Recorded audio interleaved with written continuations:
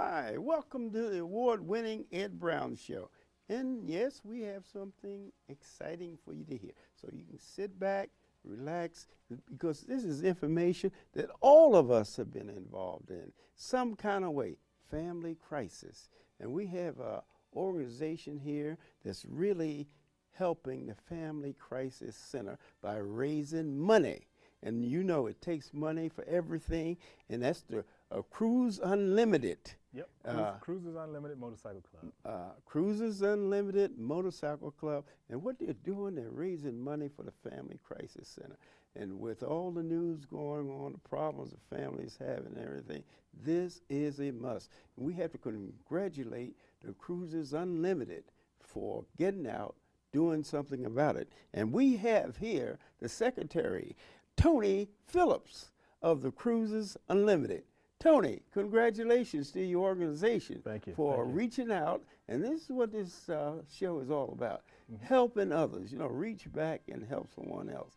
And I think the most important thing that we have to help anybody is family. Family is something that need help. And your organization feel that they're doing it by giving back and donating, getting donations. In fact, you have a fair coming up June the 6th. Yes. Concerning the Family Center. Family Crisis Center, yeah. Yeah, the Family Crisis Center. And Rex Little is one of the honchos down there. Yes. So he really, I told him, I said, hey, you know, send somebody important. So he felt that you were important. So yeah. welcome to the show, Tony. Thank you. And like Thanks I said, for having me. It is great. Now, tell us about the Motorcycle Unlimited. You have a fancy jacket there with everything on it there. I think I asked you about, even your title is in leather. Yeah. It says secretary, Yeah. but you have a lot of things. Tell us about your involvement with the Family Crisis Center. How did you get involved with it? Why didn't you pick something else? Well, late 2007, I had thought about Family Crisis Center just came across my mind. I think in the news, at least once a week, it seems like in this area, that there's some sort of domestic violence against women, and we have a serious problem in this area. And I remember WHUR having some fundraisers for the Family Crisis Center several years ago to help raise money to build a dormitory for housing for domestic violence victims.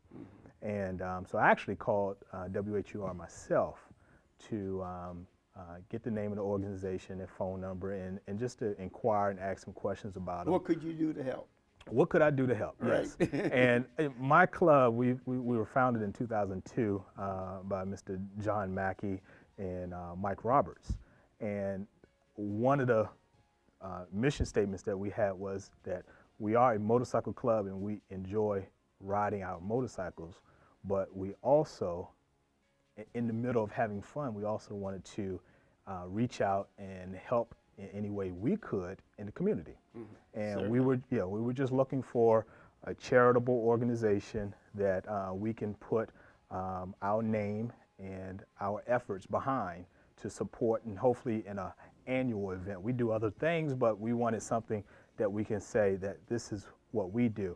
Now, I must say, you know, we have other motorcycle clubs involved in this, but it was birthed from Cruises Unlimited, but we do have some help from East Coast Boosters. How many is in the organization? We have about 40 members in Cruises Unlimited, yeah. Oh, yeah. great. Yep. And what's the requirement? You got to be able to ride a motorcycle? Got to be able to ride a motorcycle. What about a bicycle? No qualified? Nope, no. Scooter? No. It's too small. Too small? Yeah. You wouldn't be able to stay with us. Well, you say get left at the light. Get left at the light. Is that right? Yeah. Well, tell me this. What about training? You have training for your group? Yes. Well, motorcycle training? Yes. Well, we don't necessarily have motorcycle training. You don't come to Cruises Unlimited trying to learn how to ride a motorcycle. You need to come to us already know how to ride a motorcycle. So those people that want to volunteer for your organization in order to help Family Crisis Center, they have to have their license. Yes, Is that right? yes. Yeah. They're not volunteering with Cruises Unlimited to help the Family Crisis Center.